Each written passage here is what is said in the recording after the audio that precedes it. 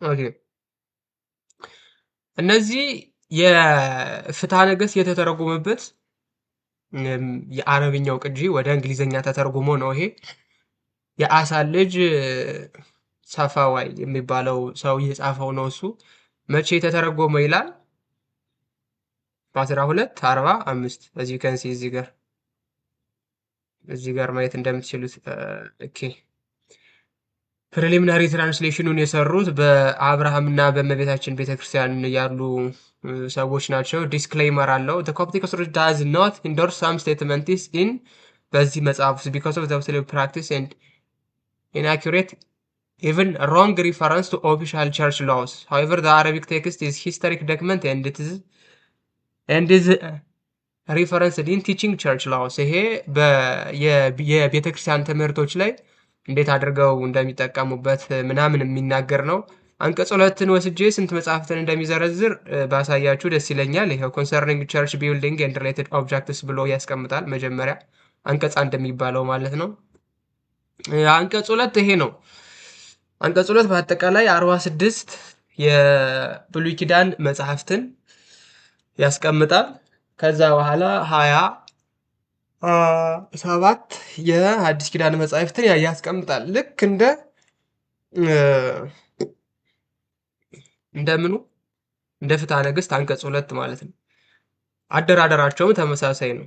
and the wisdom of Joshua ኢብን ሲራክ የሲራክ ልጅ የኢያሱ መጽሐፍም አለ። የኢየርሱ ጥበበ ሲራክ የምንለው ማለት ነው። ለልጆች የሚገባ መጽሐፍ ነው ብሎ እዚህም ጋር አፖስቶሊክ ካኖንም ላይ ፍትሐ ነገሥትም ላይ ተመሳሳይ ወርዲንግ ተጠቅመው ነው የሚያስቀምጡት። ይሄንን ለምንድን ነው ማሳያችሁ?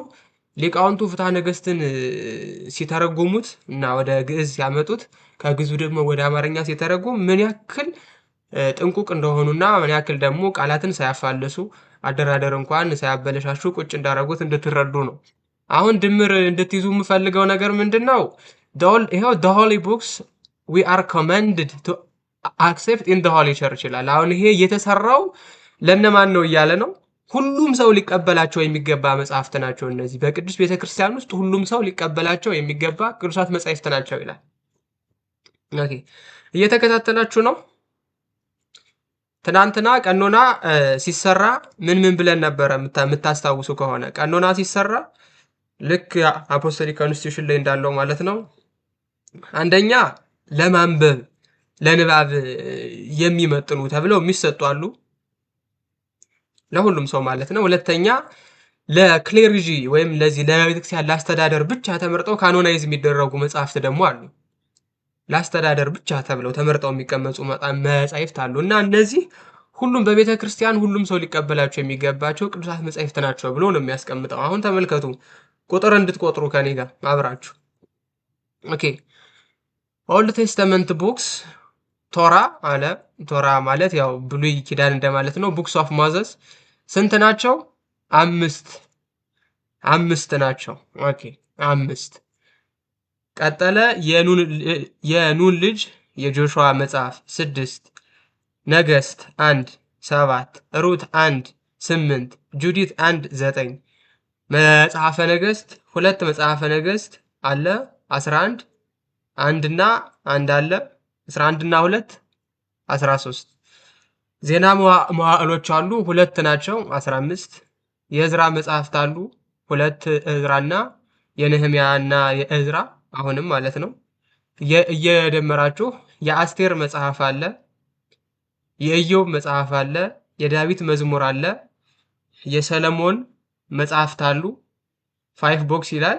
ፕሮቨርስ መጽሐፈ ቋልት የምንለው እኛ፣ ሶንግ ኦፍ ሶንግስ ወይም መኃልየ ዘሰለሞን ኤንድ ዊዝደም መጽሐፈ ጥበብ የምንለው ማለት ነው። እነዚህን በሙሉ ይዘረዝራል። ከዛ ከቡክ ኦፍ ፕሮፌትስ መጥቶ ደግሞ 16 ቦክስ ይዘረዝራል። 4ቱ አበይት 12ቱ ደቂቅ ነቢያት ማለት ነው። 16 በአጠቃላይ ስንት ሆነ? 24 ነው የደመራችሁት እስካሁን 24ን የደመራችሁት። አዲሽናሊ the wisdom of Joshua ibn Sirach for children education and the book of Joseph ኢቭን ካርቦን ምናምን ብሎም ያስቀምጠዋል። ሁለት ተጨማሪ መጽሐፍትን ያስቀምጣል። ሁለት ተጨማሪ መጽሐፍትን ያስቀምጣል። ስንት ደመራችሁ? በቃ አስቀምጥላችሁና ሂሳብ በጣም ሰነፍ ነን በእውነቱ አዝነናል። 46 መጽሐፍትን ነው የሚዘረዝረው ከብሉይ ኪዳን ማለት ነው። 46 መጽሐፍትን ይዘረዝራል። 46 አዲስ ኪዳን ላይ ይመጣና እዚህ ጋር እንደምትመለከቱት ኒው ቴስተመንት ቦክስ ብሎ the holy gospel which is authored by four ኤቫንጋሊስትስ በአራቱ ወንጌላውያን የተጻፉት አራቱ ወንጌሎች ማቴው፣ ማርክ፣ ሉክ ኤንድ ጆን። ማቴዎስ፣ ማርቆስ፣ ሉቃስ ወዮሐንስ። ኦኬ ከዛስ አክትስ ወይም የሐዋርያት ሥራ። ሁለተኛ 7 መልእክቶች የጴጥሮስ 2፣ የዮሐንስ 3፣ የያዕቆብ 1፣ የይሁዳ የጌታ ወንድም ማለት ነው 1፣ the books of Paul the apostle 14 መልእክታት and the book of የዮሐንስ ወንጌላዊ ራእይ። አሁን እነዚህ በአጠቃላይ ስንት ነው የሚሆኑት? 27 ነው የሚሆኑት። and these are the commandments that we command you, any man who refer to the books written by the infidels and brings it to the church claiming that they are the books of the holy to lead the people into rotten repute shall be exiled ነው የሚለው። በቃ ይባረር፣ ከቤተ ክርስቲያን ይውጣ። ከነዚህ መጽሐፍት ውጪ በቤተ ክርስቲያን ውስጥ ማለት ለምእመናን ማለት ነው። በቤተ ክርስቲያን ውስጥ ለምእመናኑ ከደገኛ አባቶች የተገኘ መጽሐፍት ነው ብሎ የሚያመጣ ቢኖር በቃ ይወገድ ነው የሚለው። ይወገድ ነው የሚለው። አሁን 46 እና 27 ስንት ነው የሚሆነው? 46 እና 27 ስንት ነው የሚሆነው? የሚነግረኛል? 46 እና 27 ስንት ነው የሚሆነው? 73 አይደለ? 73 ስንት መጽሐፍ ቀርቶታል? እኛ በተለምዶ 81 ከምንለው መጽሐፍ ስንት ቀርቶታል? 8 ይቀረዋል አይደለ? 8 ይቀረዋል። አሁን እነዚህ 8 መጽሐፍት ከየት መጣው ነው የሚሞሉት? ከየት መጣው ነው የሚሞሉት ከተባለ እነዚህ 8ቱ መጽሐፍ ለሕዝብ ሁሉ ለምእመናን በሙሉ የሚሰጡ መጽሐፍት ናቸው። ሐዋርያት በደነገጉት ቀኖና መሰረት ለሕዝብ ሁሉ የሚሰጡ መጽሐፍት ናቸው ወይስ ለቤተ ክርስቲያን ለአስተዳደር የምንጠቀምባቸው መጽሐፍት ናቸው? ለሕዝብ ሁሉ የሚሰጡ ናቸው? አይደሉም። ስለዚህ ለሕዝብ ሁሉ የሚሰጡ ስላልሆኑ ምን ላይ ገብተው ነው የሚቆጠሩት? እነሱ 81 ተብለው ይነገራሉ። 81 ንዑሳን መጻሕፍት ተብለው ይነገራሉ። ለምን? አዘ ቸርች አዘ ቤተክርስቲያን ስናየው የሚተዳደረውም የሚያስተዳድረውም በክርስቶስ ፊት አንድ መንጋ ነው። ካህናትም ጳጳሳትም መነኮሳትም የአንዲቱ ቤተክርስቲያን በሷ ቤተክርስቲያን ስር ነው ያሉት። ፓትርያርኩ ሁሉም ሳይቀር በቤተክርስቲያን ስር ነው ያለው። ስለዚህ አዘ ቸርች ስንናገር 80 ቅዱሳት መጻሕፍት አሉን እንላለን። ለአገልግሎት የምንጠቀምባቸው ግን በቅዱስ ቤተክርስቲያን ውስጥ ለአገልግሎት የሚውሉት በቅዳሴው ጊዜ የምናነባቸው ወዘተርፈ ግን በአጠቃላይ ስንት ናቸው? 8ቱ የአስተዳደርና የቀኖናም የስርዓት መጽሐፍት ስለሆኑ እነዛ ስንት ሆነው ነው የሚቀጥሉት? 81 ሲቀነስ 7 ማን ነው 8 73 ይሆናል ማለት ነው። ስለዚህ ፍትሐ ነገሥት ላይ 73 ብሎ የሚያስቀምጠው የእንግሊዘኛው ቅጂ ይሄው ፍትሐ ነገሥት እንግሊዘኛው የተተረጎመው ከዚህ ነው። ማን ነው ፍትሐ ነገሥት የተተረጎመው ከዚህ ላይ ነው። ቅድም ያሳየኋችሁ አለ። በጣም የሚገርም ነገር አሳያችኋለሁ እዚህ ላይ። በነገራችን ላይ ዲስክሌመር የሚያውቃል? እስኪ ከስር ዲስክሌመር ማለት ምን ማለት ነው? ዲስክሌመር ማለት ምንድን ነው? ይሄ መጽሐፍ ዲስክሌመር አለውና you will be shocked to discover what it says ማለት ነው። ዲስክሌመሩ ምን እንደሚል አነብላችኋለሁ። ግን እስኪ ዲስክሌመር የሚለውን ምን ለማለት ነው ሰዎች ዲስክሌመር ሲሉ?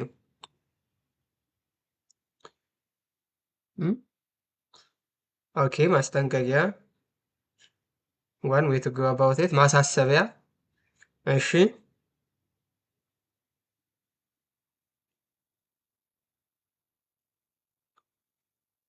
ማሳሰቢያ እንበለው። አሁን ልብ በሉ፣ ዲስክሌመሩ በደንብ የሚታያችሁ ይመስለኛል። ማሳሰቢያ እንደማለት ነው። the translation below reflects many of the cultural norms and traditions of the Copts at the beginning of the second millennium.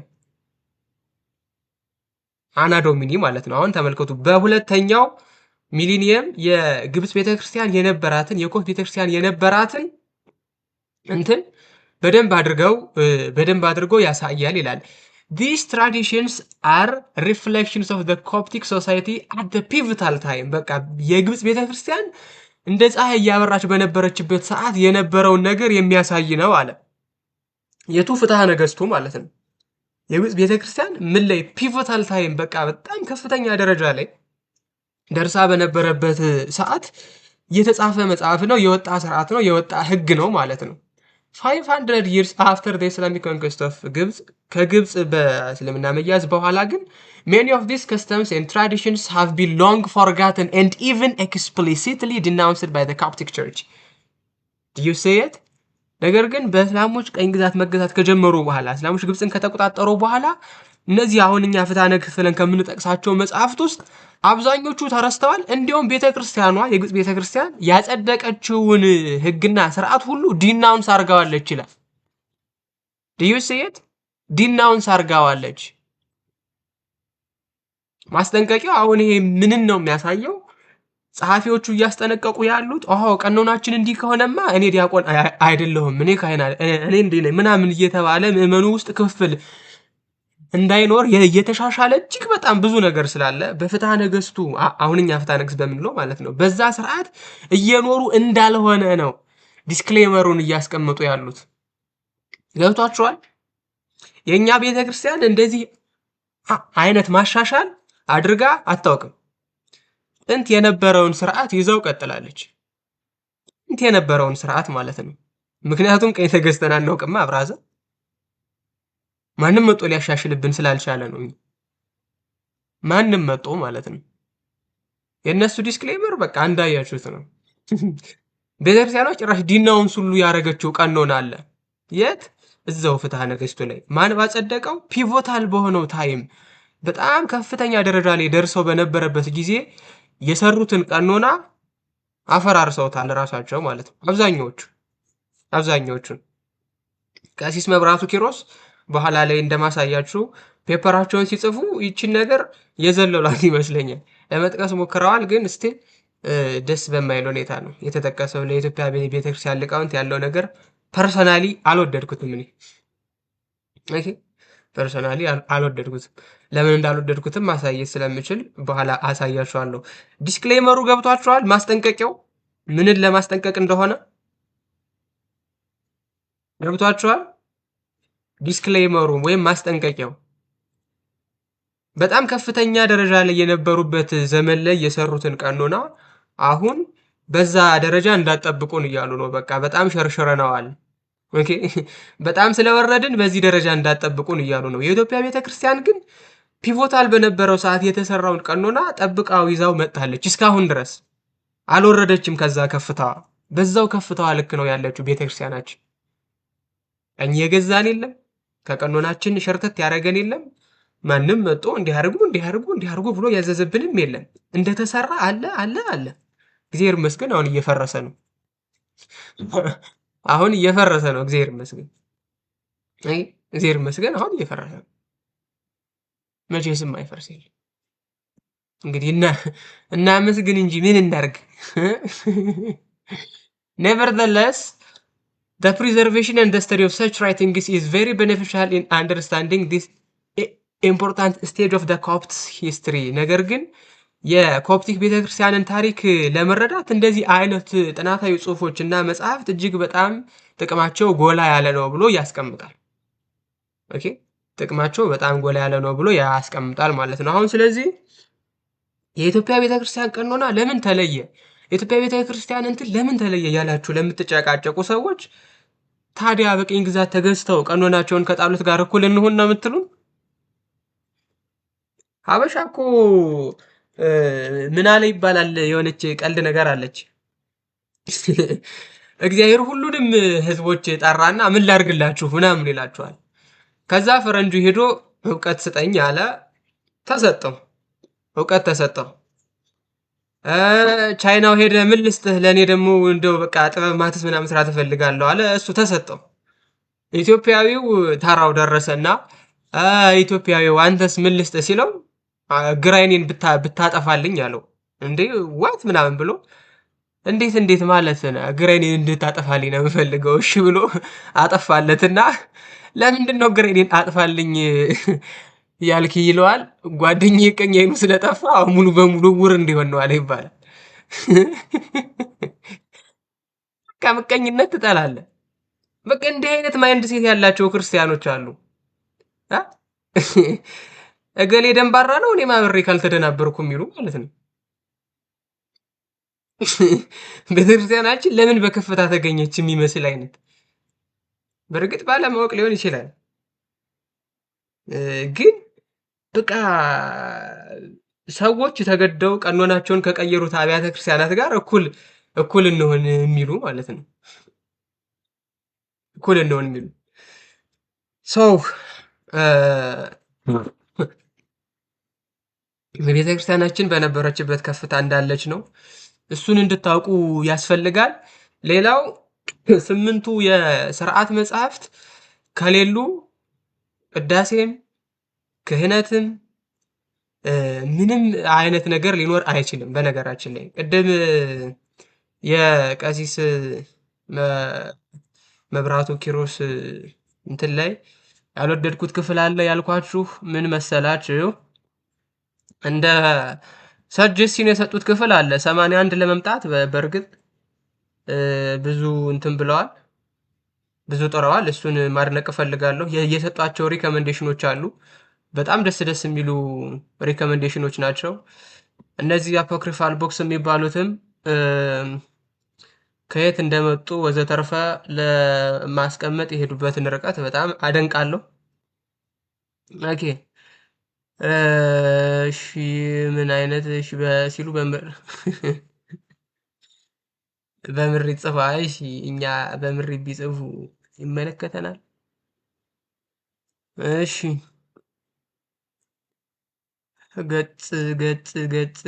ገጽ ስንት ላይ እንደሆነ ትንሽ ሳርሰው ቀረለሁ። ቆይ አንዴ ቅዱሳን መጻሕፍት እኩል ተቆጥረዋል። እሺ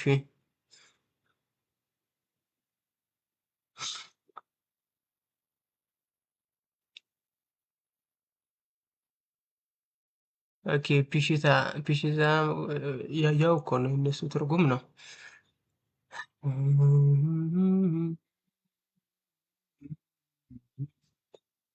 በነገራችን ላይ ቅዱስ ቤተክርስቲያን የመጽሐፍ ቁጥር 61 ነው ብላ በሲኖዶስ አልወሰነችም ወይስ ወስናለች? አዎ ይኸውላችሁ እዚህ ጋር ማስመር ስለማልችል ነው ማሳየትም አልችልም። ብፁዕ አቡነ መልከ ጼዴቅ የሚለው ይታያችኋል ብዬ ተስፋ አደርጋለሁ። አሁን ብፁዕ አቡነ መልከ ጼዴቅ ከሰባ ሊቃናት ትርጉም ተወስደው የግዕዙ መጽሐፍ ቅዱስ ውስጥ የገቡ የተለያዩ የግሪክ ቃላትን በመዘርዘር መጽሐፍ ቅዱሳችን ከግሪኩ መዝገብ እንደተተረጎመ አስረድተዋል። ስለዚህ የመጀመሪያው አማራጭ ይላል በሰባ ሊቃናት ትርጉም የሚገኙትን 49ኙን የብሉይ ኪዳን 27 የሐዲስ ኪዳን ቅዱሳት መጻሕፍትን እንደምንቀበል ገልጾ አለ።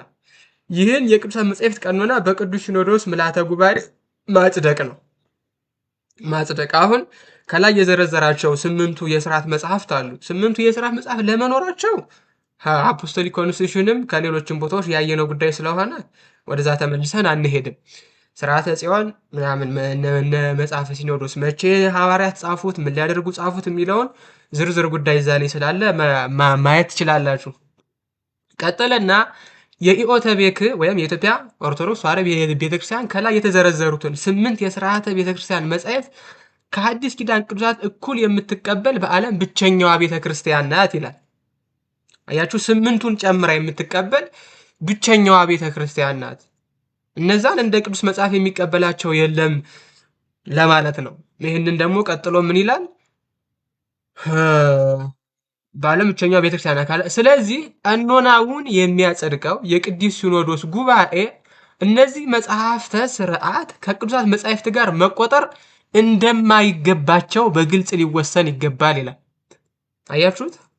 ስምንቱ የሥርዓት መጻሕፍት እንደ ቅዱስ መጽሐፍ ሊቆጠሩ አይገባቸውም እያለ ነው።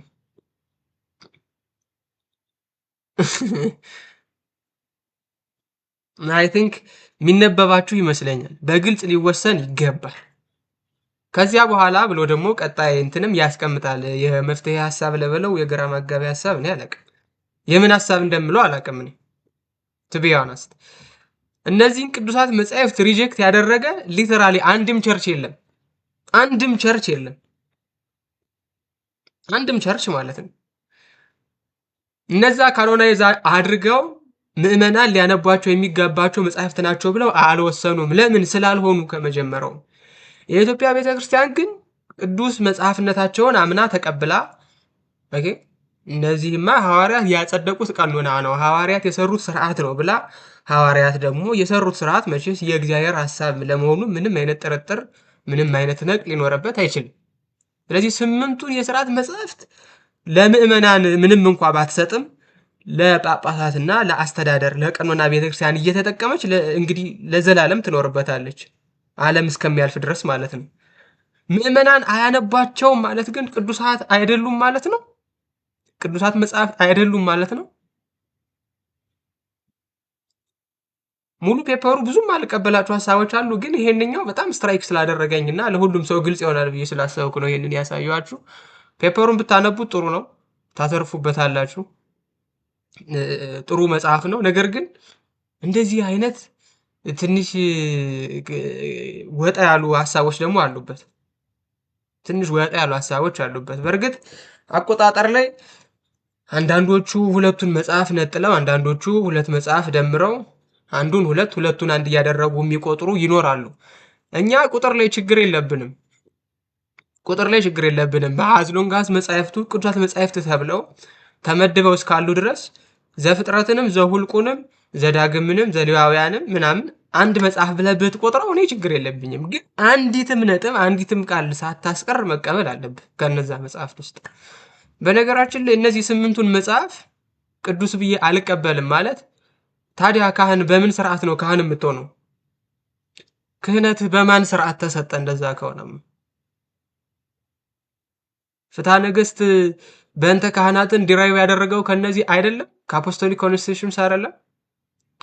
ሊቀ ጳጳሱ ያለውን ተግባርና አገልግሎት አሿሿሙን ስርዓቱን የሚናገረው ይሄ አይደለም? መደረስ ያለበትን ጸሎት የሚናገረው ይሄ አይደለም? ከየት አምጥተህ ነው የምትተዳደረው ታዲያ? እነዚህ ቅዱሳት መጻሕፍት አይደሉም ብለህ የምትናገር ከሆነ ከየት ባመጣኸው ቀኖና ነው ቤተክርስቲያን የምትተዳደረው? አንተስ ክህነትህ ከየት የሚመጣ ነው? ወይም ደግሞ በመለኮት የተነሳሱ መጽሐፍት ናቸው ብለህ ማመን ነው? ወይም ደግሞ የኔ እንግዲህ ክህነቴም እኔም እንዲሁ በግምት የተገኘ ነው ያልፎ ሀጅ ክህነት ነው ብሎ መቀበል ነው። ከዛ ውጪ እነዚህ ቅዱሳት መጻሕፍት ከቅዱሳት መጻሕፍት ጋር መቆጠር አይገባቸውም ብሎ በድፍረት መናገር እኔ ሞራሉ ከየት እንደሚመጣም አላውቅም። እግዚአብሔር በሚያውቀው ሞራሉ ከየት እንደሚመጣም አላውቅም። አንዳንድ ሰዎች አሉን በቃ ባይ ዲፎልት ማለት ነው ቅድስት ቤተክርስቲያን የትራንስሌሽን ራሱ ልዩነት ሲኖር አሁን መቃውያን ከ72ቱ ሊቃናት ጋር የግዕዙ ልዩነት አለው። የግዕዙ ይስተካከል። በምንድን ነው የምታውቀው የግዕዙ መስተካከል እንዳለበት? ጥናት ሰርተሃል? ከኦሪጂናሉ ጋር ተያይቷል?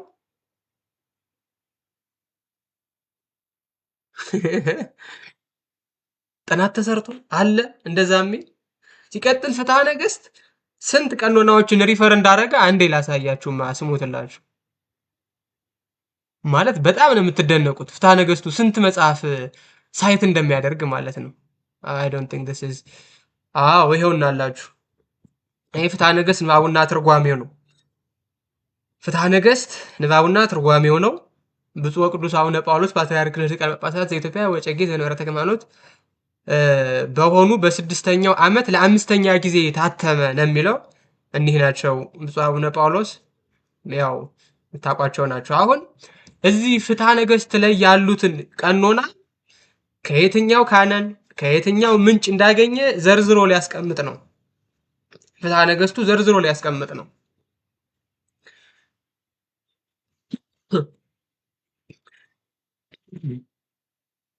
ይህ መጽሐፍ ይላል ይህ መጽሐፍ መቅድምንና ሁለቱን አይነቶች በቅንፍ ስጋዊና መንፈሳዊ እንደሚናገር እወቅ።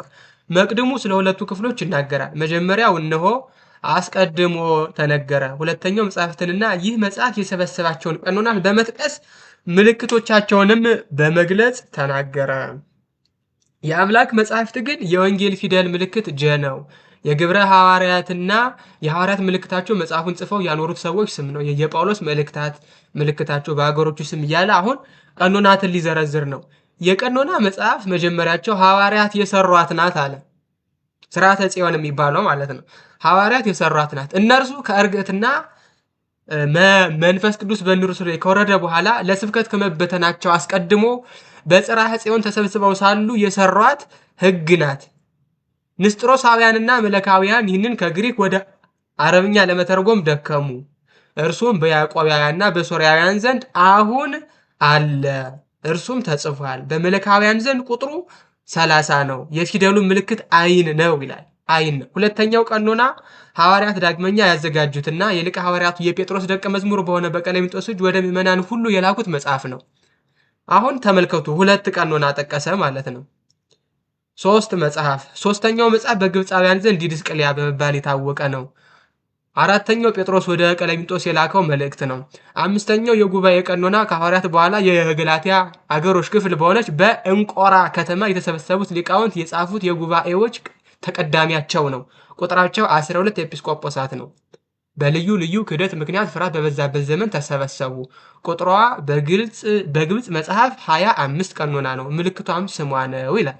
6 በቅርጣግና፣ 7 በግንግራ፣ 8 አራተኛ ቀኖና፣ 9ኛ የአምስተኛ ጉባኤ ቀኖና፣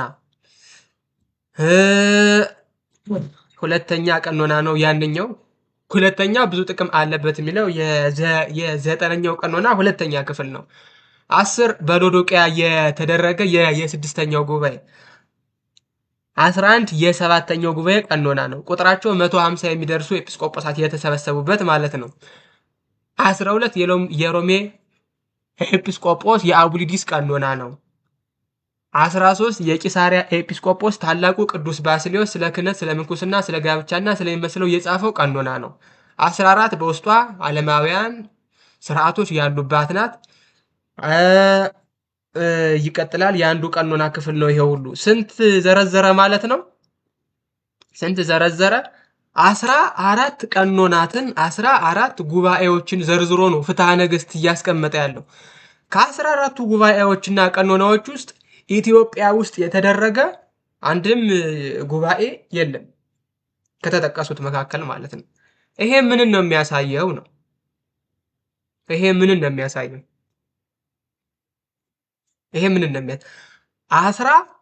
14 ጉባኤ ሳይት ተደርጎልህ መጠህ የኢትዮጵያ ቤተክርስቲያን ከውጩ መቅሰም አለባት ስትለኝ እኔ ጤንነትህን ነው የምጠራጠረው።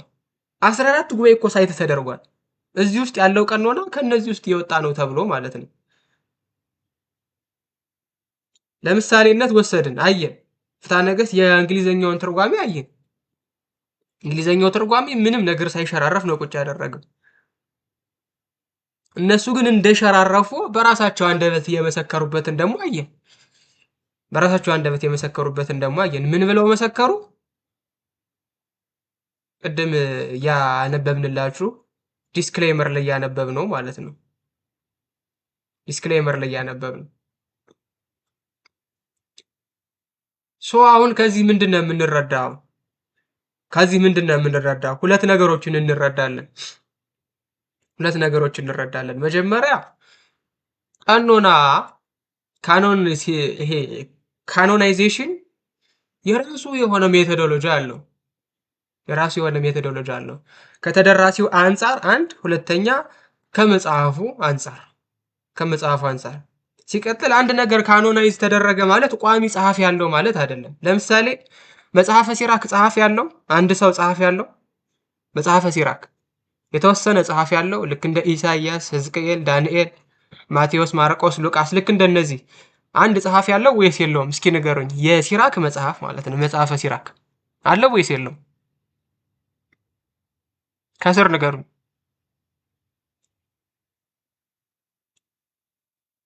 ኧረ ተው ስንት ያየነው እኮ የሲራክ መጽሐፍን እንዴት እንደተውጣጣ እንዴት እንደተሰራ የለውም። የሲራክ መጽሐፍ ቋሚ እገሌ የሚባል ደራሲ የለውም። ወጥ መጽሐፍ አይደለም። የኢሳያስ መጽሐፍ አሁን ኢሳያስ ነው ክሬዲቱን የሚወስደው ሙሉ በሙሉ ሙሉ በሙሉ። የሲራክ መጽሐፍ ግን ከተለያዩ የቅዱሳት መጻሕፍት ክፍሎች ኦኬ ከተለያዩ ተውጣጦ ለህፃናት ጥበብ እንዲማሩ ህፃናት በጥበብ በሞገስ እንዲያድጉ የተሰራ መጽሐፍ ነው። እሱ ግን ካኖናይዝ ተደርጎ ተቀምጧል። ኦኬ እሱ ካኖናይዝ ተደርጎ ተቀምጧል። ስለዚህ የሆነ ሰው መጽሐፍ አለበት የሚል በጣም ፕሪሚቲቭ የሆነ አረዳድ ይዘህ መምጣት የለብህም ማለት ነው የመጽሐፍ ቅዱስ ቀኖና ስታወራ። ስለዚህ ካኖናይዜሽን የሚለው ነገር ላይ ስንመጣ አንደኛ ተደራሲያኑ፣ ሁለተኛ ቅዱሳት መጻሕፍቱን መሰረት ያደረገ ነው ማለት ነው። ካኖናይዝ የሚደረግበት ሜቶዶሎጂ እንደዛ ነው። ተደራሲያኑን ስንል ለአገልግሎት የሚውሉ አሉ፣ ሁሉም ሊቀበላቸው የሚገቡ ለአስተዳደር ብቻ ደግሞ ጥቅም ላይ የሚውሉ መጽሐፍት አሉ። ከመጽሐፍቱ አንጻር ስንል ደግሞ ለንባብ የሚውሉ አሉ፣ ለታሪክ የሚውሉ አሉ፣ ቢነበቡ የሚጠቅሙ አሉ፣ ዶግማን የምናጸናባቸው ደግሞ አሉ ማለት ነው። ስለዚህ ነገሮቹን በደንብ ግልጽ አድርጋችሁ እንድትረዱ በጣም በአጭሩ ለማስቀመጥ ያክል ቅድስት ቤተክርስቲያናችን መጽሐፍ ቅዱስ ቁጥሩ 81 ነው ብላ ስትናገር ከሌሎች አብዝታ ተቀብላ አይደለም፣ ወይ የራሷን አዲስ የሆነ ነገር ሰርታ አይደለም። አዲስ የሆነ ነገር ሰርታ አይደለም። ያልነበረ ነገር አዲስ ነገር ፈጥራ የፈረደባቸው የኢትዮጵያ ደብተራዎች አሉ። መቼ የደብተራዎች ወሬ ነው የሚባል ነገር አለ። መቼም በእንትን ቤት እንትን ገባበት ይባላል። እኛ በበቀደድነው ነው አሁን አንዳንዶቹ እየገቡ መናፍቃንም ቢሆን የሚሳደቡትና